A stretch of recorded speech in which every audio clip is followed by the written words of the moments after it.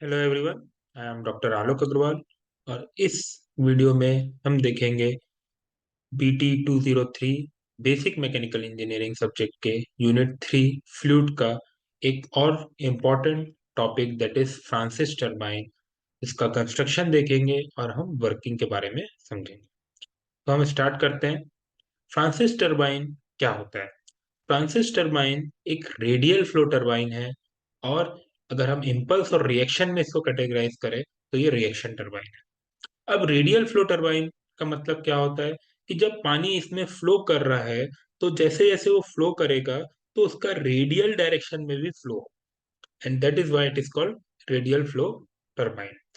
Reaction turbine मतलब जब यहाँ पे पानी आएगा तो स्टार्टिंग में पानी के पास काइनेटिक एनर्जी तो होती ही है, साथ साथ में प्रेशर एनर्जी भी होगी। और जैसे जैसे पानी यहाँ पे ट्रेवल करेगा, जो ये एरो से दिख रहा है आपको, तो यहाँ पे कंटिन्यूअसली प्रेशर एनर्जी इसकी काइनेटिक एनर्जी में कन्वर्ट होते जाएगी। और इस कारण इसको हम बोलते हैं रिएक्शन टरबाइन, क्योंकि यहाँ पे काइनेटिक एनर्जी भी है और प्रेशर एनर्जी भी है। और ये जो टरबाइन है ये दोनों ही टाइप की एनर्जी को यूटिलाइज करती है।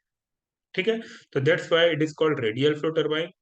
क्योंकि ये रेड एरो से दिख रहा है आपको, ये जो पानी का फ्लो है वो रेडियल डायरेक्शन में भी है, मतलब कंटिन्यूअसली इसका रेडियस कम होते जा रहा है, पानी कंटिन्यूअसली फ्लो होते जा रहा है रेडियल डायरेक्शन में। और दूसरा, जो प्रेशर और काइनेटिक एनर्जी का कॉम्बिनेशन है यहाँ पे, जिस जो आगे चल के मैकेनिकल एनर्जी में कन्वर्ट होता है, इसलिए इसको रिएक्शन टरबाइन भी बोलते हैं। ठीक, तो अब हम आते हैं मेन पार्ट्स में, इसका कंस्ट्रक्शन देखते हैं। तो सबसे पहले हम इसकी देखते हैं केसिंग। केसिंग देखिए, जहां पे पेन स्टॉक से पानी एंटर कर रहा है, यहाँ पे this outer portion is called casing. ये जो केसिंग है इसकी, और इसके बाद में ये जो रनर है जिसके बारे में अपन देखेंगे, ये हमेशा पानी से भरा हुआ होना चाहिए। ठीक, it is always full of water. जब पानी यहाँ से एंटर करता है, पेन स्टॉक से एंटर करता है, डैम से पेन स्टॉक में आता है, पेन स्टॉक से फिर वो एंटर कर रहा है, तो जब वो यहाँ पे एंटर कर रहा है तो ये एक स्पाइरल मूवमेंट लेता है, इसीलिए इसको स्पाइरल केसिंग भी बोलते हैं। ठीक, इस स्पाइरल केसिंग में जो पाइप है या जो केसिंग है, इसका एरिया देखिए आप, कंटिन्यूअसली कम होते जा रहा है। अब कंटिन्यूअसली कम क्यों हो रहा है? क्योंकि जैसे ही यहाँ पे एंटर किया तो ये जो रेडियल या रनर, जो ये गाइड वेन्स है हमारी, जो आउटर वेन्स है, जो गाइड वेन्स है, ये कंटिन्यूअसली इसमें पानी अंदर जाते जाएगा। सर्कमफेरेंशियल डायरेक्शन से पानी इसके अंदर जाएगा।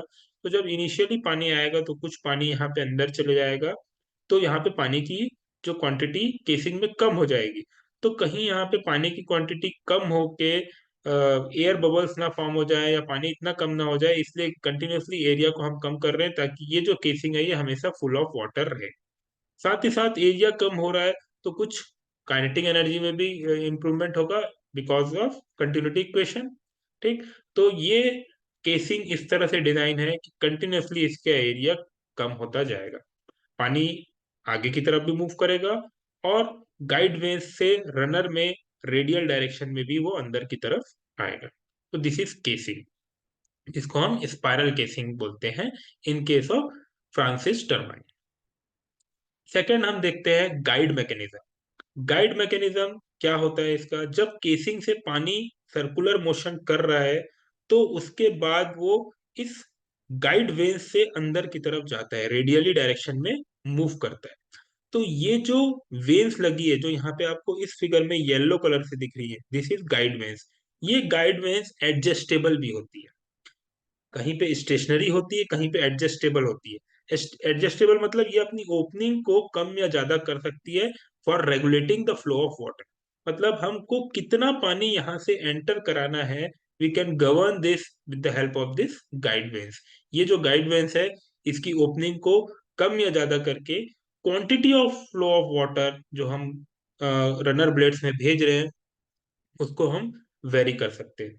ये गाइड वेन्स एक पर्टिकुलर डायरेक्शन देता है ताकि जो रनर में पानी जाके स्ट्राइक कर रहा है, जो सर्कुलर, जहाँ पे पानी का जो हाइड्रोलिक एनर्जी या जो पानी की काइनेटिक और प्रेशर एनर्जी है जो कि मैकेनिकल एनर्जी में कन्वर्ट हो रही है, तो वो स्मूथली जाके वहां पे स्ट्राइक करे विदाउट एनी शॉक। तो उस हिसाब से उसका एंगल डिसाइड होता है, और साथ साथ में पानी की क्वांटिटी को भी ये गवर्न करता है। तो ये guide veins is a adjustable guide, adjustable blades ये होती है, और ये पानी की क्वांटिटी को गवर्न करती है और पानी को एक पर्टिकुलर डायरेक्शन में स्ट्राइक कराती है रनर में। ठीक। तीसरा है रनर। ये जो ऑरेंज कंपोनेंट दिख रहा है, दिस इज रनर। ये एक सर्कुलर व्हील होता है। गाइड वेन्स या गाइड मैकेनिज्म से जब पानी निकलता है और इसमें स्ट्राइक करता है, तो यहाँ पे ट्रांसफॉर्मेशन ऑफ एनर्जी होता है, और यहाँ पे ये मैकेनिकल एनर्जी में कन्वर्ट होती है, पानी में जो काइनेटिक और प्रेशर एनर्जी है, और वो कंटिन्यूअसली रोटेट होता है। ठीक। ये जब रोटेट होता है तो क्या हो रहा है, यहाँ पे मैकेनिकल एनर्जी कन्वर्ट हो रही है, और ये एक पर्टिकुलर एक शाफ्ट से कनेक्ट होता है। ठीक। जब ये रोटेट होता है तो वो शाफ्ट भी रोटेट होता है, जो ये आपको ऊपर दिख रहा है, मेन शाफ्ट, और ये फिर जाके कनेक्ट होता है जनरेटर से, जिससे हमको इलेक्ट्रिसिटी मिलती है। तो this is the component of Francis turbine where transformation of energy can take place. यहाँ पे एनर्जी का ट्रांसफॉर्मेशन होता है। ठीक है। तो फिर जब पानी यहाँ से एंटर करके इसको स्ट्राइक करके अंदर की तरफ जाता है, बाहर से आ रहा है, आउटवर्ड से इनवर्ड फ्लो हो रहा है, कंटिन्यूअसली रेडियस इसका कम हो रहा है, तो इसने अपना एनर्जी को ट्रांसफर करके इसको घुमा दिया। जब इसने इसको घुमा दिया, उसके बाद पानी आ गया बीच में, सेंटर में। अब सेंटर से ये पानी डिस्चार्ज होता है, ये जो आपको डायरेक्शन दिख रहा है, डाउनवर्ड डायरेक्शन। तो जब पानी यहाँ से सेंटर से डिस्चार्ज होता है, तो ये एक ड्राफ्ट ट्यूब लगी होती है यहाँ पे। देखिए, अगर मैं इसको क्रॉस सेक्शनल व्यू देखूं यहाँ पे, तो ये स्पाइरल केसिंग है, जहाँ पे यहाँ पे डायमीटर ज्यादा दिख रहा है और यहाँ पे कम दिख रहा है, क्योंकि कंटिन्यूअसली जब हम ट्रेवल कर रहे हैं स्पाइरल केसिंग में, तो इसका डायमीटर कंटिन्यूअसली कम होना चाहिए। सबसे पहले वो आएगा एडजस्टेबल गाइडवेज में, उसके बाद आएगा रनर में। जब वो पानी रनर से अपना एनर्जी का ट्रांसफर करेगा, तो वो नीचे की तरफ जाता है। जब वो नीचे की तरफ जाता है, तो हमको ड्राफ्ट ट्यूब लगाना पड़ता है। अब ड्राफ्ट ट्यूब रिएक्शन टरबाइन में हमेशा लगाना पड़ता है। उसका रीजन ये है कि जब पानी रनर से निकलता है, तो उसका प्रेशर कम हो जाता है। क्यों? क्योंकि रिएक्शन टरबाइन में जो प्रेशर एनर्जी थी पानी में, वो कंटिन्यूअसली काइनेटिक एनर्जी में कन्वर्ट हो रही है। जैसे जैसे वो ट्रेवल कर रहा है, वो काइनेटिक एनर्जी में कन्वर्ट हो रही है, और फिर वो काइनेटिक एनर्जी क्या कर रही है, अपना मैकेनिकल वर्क में कन्वर्ट हो रही है। तो प्रेशर कम होते होते जब वो रनर से बाहर निकलता है, तो उसका प्रेशर है जो एटमॉस्फेरिक प्रेशर से कम हो जाता है। अब टरबाइन के अंदर प्रेशर क्या हो गया, एग्जिट में एटमॉस्फेरिक प्रेशर से कम हो गया, और जहां पे हम इसको इसको डिस्चार्ज करना है, वहां पे ऑलरेडी एटमॉस्फेरिक प्रेशर है। तो कभी भी कोई भी फ्लूइड लो प्रेशर से हाई प्रेशर में ट्रेवल नहीं कर सकता, इसीलिए यहाँ पे हम क्या लगाते हैं, ड्राफ्ट ट्यूब लगाते हैं। अब ड्राफ्ट ट्यूब देखिए आप, एक ग्रेजुअली इंक्रीजिंग पाइप है, जिसका cross sectional area gradually increase हो रहा है। हमको पता है as per continuity equation, area बढ़ेगा तो वेलोसिटी कम होगी। तो यहाँ पे जब हमारा वाटर आता है डिस्चार्ज रनर पे अपना काम करके, तो यहाँ पे प्रेशर कम है, लेकिन उसकी कुछ वेलोसिटी है। हम यहाँ पे उसको ट्रेवल कराते हैं और कंटिन्यूअसली उसकी वेलोसिटी बढ़ रही है। सॉरी, एरिया बढ़ रहा है तो वेलोसिटी कम हो रही है। अब वेलोसिटी कम क्यों हो रही है, एज पर कंटिन्यूटी इक्वेशन। लेकिन हमको ये भी पता है, जब वेलोसिटी कम होती है, तो बर्नौलीज इक्वेशन या बर्नौलीज थ्योरम के हिसाब से क्या बढ़ेगा, प्रेशर बढ़ रहा है। ठीक।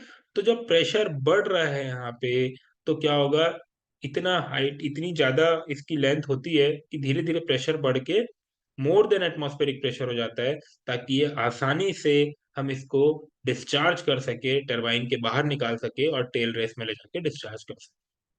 तो this is the main function of drafting. ठीक। तो ये जो है चार इंपॉर्टेंट पार्ट्स है केसिंग, जिससे पानी एंटर करता है, जो कि ग्रेजुअली डिक्रीजिंग क्रॉस सेक्शन की होती है।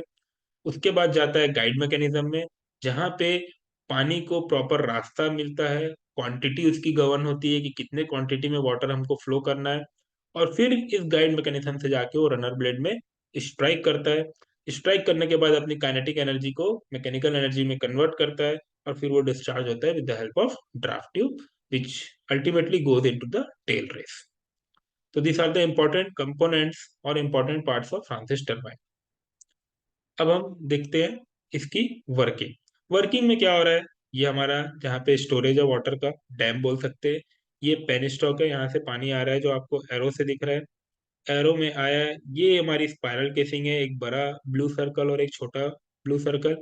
ये पहले सर्कुलर मोशन करता है।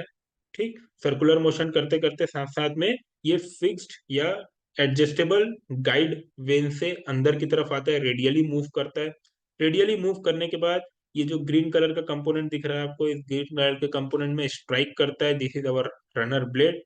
इस रनर ब्लेड को रोटेट करता है और पानी यहाँ से फिर डिस्चार्ज हो जाता है with the help of drafting. अब ये जो शाफ्ट है, जो वर्टिकल शाफ्ट है जो कि रनर से कनेक्ट है, जब रनर ब्लेड्स रोटेट होते हैं तो साथ में ये शाफ्ट भी रोटेट होता है। ये शाफ्ट कनेक्टेड है जनरेटर से, ये फिर हमको ट्रांसफार्मर में भेज के इलेक्ट्रिसिटी प्रोड्यूस करता है। So this is the working of Francis turbine. Okay, thank you very much.